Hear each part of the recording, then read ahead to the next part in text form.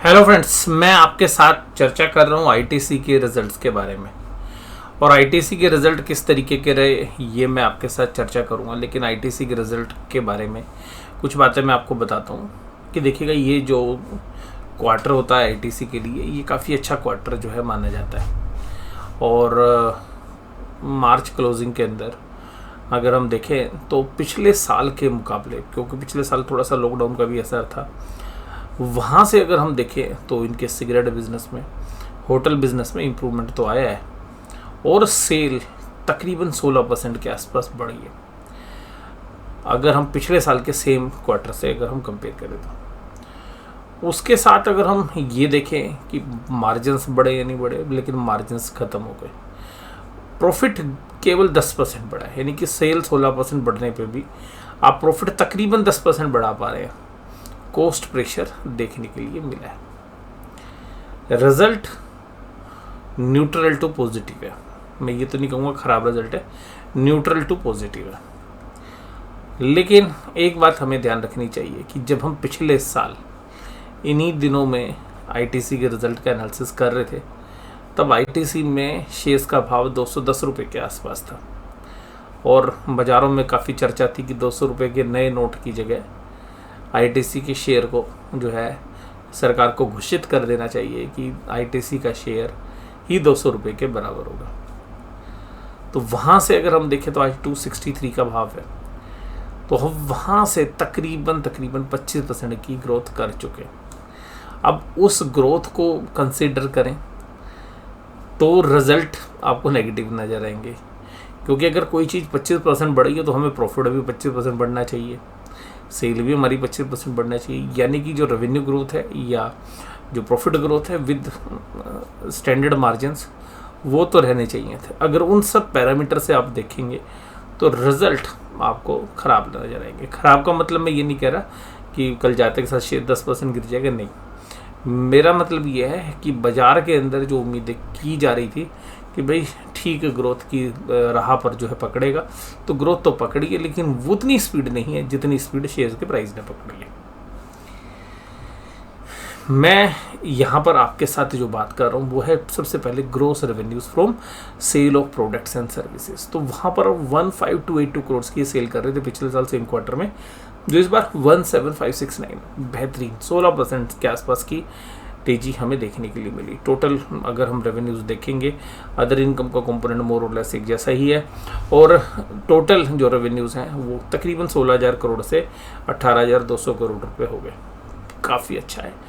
Top line grow कर रही है। Top line means revenue from operations, यानी कि जो ऊपर बैलेंस शीट फाइनेंशियल स्टेटमेंट में सबसे ऊपर होता है उसको आप टॉप लाइन बोलते हैं, और बॉटम लाइन का मतलब होता है पैट। अब पैट मतलब प्रॉफिट आफ्टर टैक्स। अगर हम बात करें कॉस्ट ऑफ मटेरियल कंज्यूम्ड की, तो मटेरियल की कीमत भी 16% बढ़नी चाहिए थी। तो अगर आप देखेंगे तो वो 16% छोड़िए, वो 18% के आसपास से भी ज़्यादा बढ़ रही है। Similarly purchase of stock in trade के अंदर भी तकरीबन 20% के आसपास का बढ़ोतरी देखने के लिए मिल रही है। एक्साइज ड्यूटी में तकरीबन 15% के आसपास की ग्रोथ देखने के लिए मिल रही है। एम्प्लॉय बेनिफिट एक्सपेंसेस भी तकरीबन 10% के आसपास बढ़े।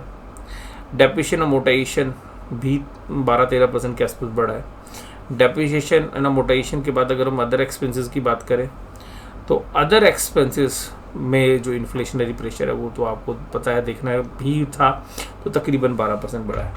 तो अगर उन सब खर्चों की बात करें तो खर्चे प्रोपोर्शनेटली बढ़े हैं, लेकिन थोड़ा सा ज़्यादा बढ़े हैं, यानी कि सेल्स के प्रपोर्शन में थोड़ा सा ज़्यादा बढ़े हैं, क्योंकि बहुत सारे खर्चे फिक्स्ड नेचर के हैं। जनरली वो इतनी तेज़ी से नहीं बढ़ने चाहिए होते, लेकिन वो बढ़े हैं, और जिसकी वजह से आप देखेंगे कि जो प्रॉफिट में ग्रोथ है वो तकरीबन 11% के आसपास है। तो ये जो प्रॉफिट ग्रोथ हुई है ये 11% है। काफ़ी हम इसको अच्छा तो मानेंगे, लेकिन इतना अच्छा नहीं मानेंगे जितना शेयर प्राइस के साथ अगर कोरिलेट करें तो शेयर का प्राइस 25% चला है और ये 11%। तो कहीं ना कहीं हो सकता है कि आपको 5-7 रुपये की शेयर के प्राइस में करेक्शन देखने के लिए मिल जाए। और इसका एक रीज़न जो श्रीलंकन ऑपरेशंस हैं, वहाँ पर श्रीलंकन जो करेंसी है वो डिवेल्यूट हुई है, उसका असर जो है अदर कंप्रिहेंसिव इनकम्स के अंदर आपको साफ नज़र आ सकता है। जो आइटम्स प्रॉफिट एंड लॉस में रिक्लासीफाई हो सकते हैं, जो क्लासीफाई नहीं हो सकते हैं, और जो नॉट क्लासीफाइड आइटम्स हैं वो 318 करोड़ के हैं, और जो प्रॉफिट एंड लॉस में जाकर एडजस्ट हो सकते हैं 587 करोड़ के हैं। तो अदर कम्प्रिहेंसिव इनकम में 275 करोड़ का डेंट पड़ा है इनको। तो ये एक डेंट है जिसकी वजह से आपको ईपीएस में उतनी ग्रोथ नहीं मिल रही है जितनी मिलनी चाहिए थी। तो तकरीबन 3 रुपये 5 पैसे की जो ईपीएस है वो 3 रुपये 40 पैसे की हो गई है, तकरीबन वही 11% के आसपास। और 275 करोड़ को जो है अगर हम एडजस्ट कर ले तो भी आपको 3.4 जो है ईपीएस मिल रही है। अगर पूरे साल भर की ईपीएस को देखेंगे तो 12 रुपये 37 पैसे की, और साल दर साल, क्योंकि पिछले साल कोविड और लॉकडाउन वाला था, अगर उसको देखें तो उसके मद्देनज़र भी हम ध्यान लगाएं तो तकरीबन 13 से 14% के आसपास का ईपीएस ग्रोथ है। तो ग्रोथ के एंगल से कंपनी का शेयर्स करीबन 21 से 22 की पी रेशियो पर ट्रेड कर रहा है अभी, और उन सब पैरामीटर्स के हिसाब से हालांकि एचयूएल के मुकाबले में सस्ता है, लेकिन इनका जो सिगरेट बिजनेस है जिसकी वजह से इनको लोअर पी वैल्यूएशंस मिलते हैं। 6.25 रुपये 25 पैसे का डिविडेंड जो है कंपनी ने घोषित किया है। तो ये 6 रुपये 25 पैसे का डिविडेंड को आप एंजॉय करिएगा। और इसकी जो रिकॉर्ड डेट है वो इन्होंने रखी है 28 मई 2022, और ये जो डिविडेंड है and such dividend if declare will be paid between 22 जुलाई से 26 जुलाई के बीच में आपको दे भी दिया जाएगा, नहीं कि जो भी मेंबर्स हैं जिनके पास शेयर्स हैं। तो ये जो डिविडेंड है ये काफ़ी अच्छा है, ये काफ़ी अट्रैक्ट करता है, और मैंने पीछे भी आपके साथ बात की थी। और जो श्रीलंकन ऑपरेशंस हैं वहाँ पर इनके जो वेलकम होटल्स हैं वहाँ से इनको करेंसी डिवैल्यूएशन का असर जो है बैलेंस शीट में भी और फाइनेंशियल स्टेटमेंट में भी देखने के लिए मिल रहा है। अब अगर हम इनकी कैश फ्लो स्टेटमेंट की बात करें तो कैश फ्लो स्टेटमेंट काफ़ी इंप्रेसिव है, और इस क्वार्टर में इन्होंने इस साल के अंदर अगर हम बात करें तो 15,775 करोड़ रुपए का कैश जनरेट किया, जो पिछले साल के मुकाबले में 20% से भी ज़्यादा है, काफ़ी बेहतरीन है। इन्होंने जो इन्वेस्टमेंट्स की हैं वो रेगुलरली ये इन्वेस्टमेंट करते हैं, तो नए बिजनेस में इन्वेस्टमेंट ज़्यादा नहीं है, जनरली जो डिपॉजिट्स हैं वही की हैं। और एक हाउसिंग फाइनेंस कंपनी के पास इन्होंने जो डिपॉजिट रखा तकरीबन 3,000 करोड़ का, और इसीलिए आप देखेंगे कि ज़्यादातर पैसा इन्होंने इन्वेस्टमेंट के रूप में ही किया है। और जो कुछ छोटी मोटी जो है कंपनी भी जो है खरीदते हैं तो उसकी पेमेंट भी है। और इसके साथ साथ अगर हम फाइनेंसिंग एक्टिविटी में देखें तो फाइनेंसिंग में देखिए कंपनी को पैसे वैसे उधार की तो ज़रूरत है नहीं, तो मेजर पोर्शन जो है डिविडेंड के रूप में और जो ईसोप के रूप में शेयर्स इशू किए उनके पैसे उनके पास आए। तो मेजरली फाइनेंसिंग एक्टिविटीज़ में कुछ है नहीं, कंपनी स्टेबल है, लोग जानते भी इस बात को कि कंपनी को पैसे की ज़रूरत है ही नहीं, और जो पैसा आता है उसी को वो डिविडेंड बांट रहे, क्योंकि जो सिगरेट बेच के पैसा आप कमा रहे हैं वो सिगरेट में दोबारा तो ज़्यादा लगता नहीं है। और इसीलिए आप देखेंगे कि जो बाकी कंपनी है सिगरेट में वीएसटी लिमिटेड जैसी वो कंपनी भी जो है तकरीबन 5-6% का डिविडेंड देते हैं। तो सिगरेट में इन्होंने 7,177 करोड़ की सेल की है, जो पिछले वर्ष 6,508 की बेहतरीन सेल है। और सिगरेट में गवर्नमेंट की सब पाबंदियों के बावजूद अच्छी सेल है। एफएमसीजी के जो बाकी जो प्रोडक्ट्स हैं, जो इनमें इनके बाकी जो आइटम्स हैं जिसमें सोप्स हैं, नूडल्स हैं, या जो बाकी बिस्किट्स हैं, बाकी जो बिजनेसेस हैं वहाँ पे 4148 करोड़ की सेल इन्होंने की है। होटल्स में भी अच्छी ग्रोथ इनको देखने के लिए मिली और काफ़ी ज़बरदस्त रेवेन्यू, टॉप लाइन काफ़ी ज़्यादा है, क्योंकि पिछले साल लॉकडाउन का असर था। तो यहाँ पर आप देखेंगे तो तकरीबन 33% का ग्रोथ जो है यहाँ पे है रेवेन्यू फ्रंट पे।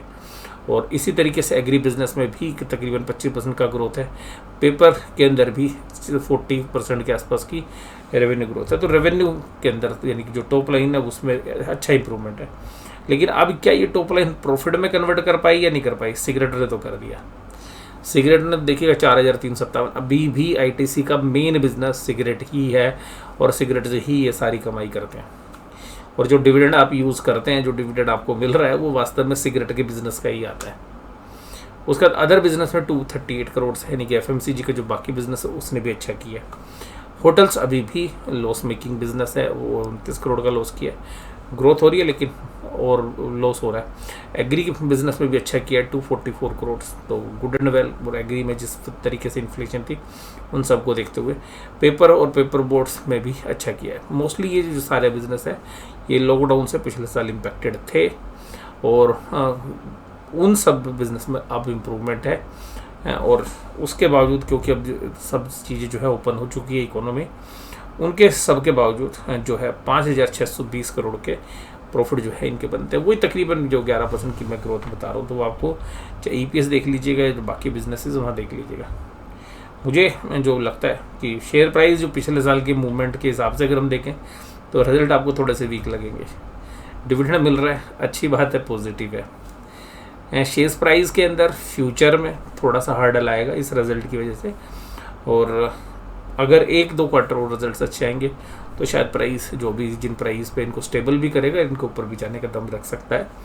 लेकिन शॉर्ट टर्म के अंदर मुझे ये लगता है इस रिजल्ट का असर 10 से 20 रुपये के आसपास जो है शेयर प्राइस पर नेगेटिवली पड़ सकता है। लेकिन जब तक डिविडेंड 6 रुपये 25 पैसे का, तब तक हम उम्मीद कर रहे हैं कि वो नेगेटिव असर शायद थोड़ा बहुत ही आपको देखने के लिए मिले। और 240 के आसपास अगर ये शेयर जाता है तो वहाँ हमें शायद लगता है कि बाइंग इंटरेस्ट भी क्रिएट होता हुआ नज़र आएगा। बट 240 रुपये के भाव शायद अभी तो नहीं, लेकिन डिविडेंड के बाद हो सकता है कि आपको देखने के लिए मिले। और बाज़ार में तो वीकनेस है, आप लोग जानते हैं, और लेकिन इस वीकनेस में ही ITC जैसे शेयर्स ने आउट परफॉर्म किया है, तो ये जो है काबिल तारीफ़ है। तो कुल मिलाकर ऐसा कोई सरप्राइज़ नहीं है कि बहुत ब्लॉकबस्टर रिजल्ट है कि कल ही 300-350 रुपये का भाव दिखेगा, ऐसा नहीं लगता है। बट जिन भाव के आसपास है वहीं पर शायद हमें लगता है कि ठीक है, लेकिन मार्केट की गिरावट में हमें लगता है कि रिजल्ट इतने इंप्रेसिव नहीं है कि 300 रुपये का भाव हो। बट ये हो सकता है कि 240-250 के भाव आने वाले समय में आपको देखने के लिए मिले। बट जब तक 6 रुपये का डिविडेंड है तब तक शायद शेयर प्राइस में इतनी करेक्शन ना हो। जब डिविडेंड की रिकॉर्ड डेट चली जाए तब हो सकता है कि 240 के आसपास के भाव आपको मिले। तो वीडियो आपको कैसी लगी ज़रूर से ज़रूर मुझे बताइएगा। जो भी मैं भाव आपके साथ बता रहा हूँ वो से केवल और केवल एजुकेशनल पर्पसेस से बता रहा हूँ, मैं किसी तरीके की बाय या सेल रिकमेंडेशन नहीं कर रहा हूँ। और मैंने पहले भी इसी शेयर्स के ऊपर चर्चा की है, और मैं यही शेयर्स के ऊपर देखिए 200 रुपये पे मुझे पिछला रिजल्ट ही अच्छा लग रहा था, और लेकिन अब 260 रुपये का भाव है, तो वहाँ पर भी 11% प्रॉफिट ग्रोथ होने के बाद भी उतना अच्छा नहीं लग रहा जितना मुझे पिछले साल 200 रुपये के भाव पे लग रहा था। तो भाव भगवान है, जो मैं बहुत बार वीडियो में बोलता भी हूँ। तो भाव के हिसाब से अगर आप एडजस्ट करेंगे तो आपको बात समझ में आएगी। वीडियो आपको कैसी लगी जरूर से जरूर मुझे कमेंट बॉक्स में बताइए। वीडियो देखने के लिए धन्यवाद। Thank you very much.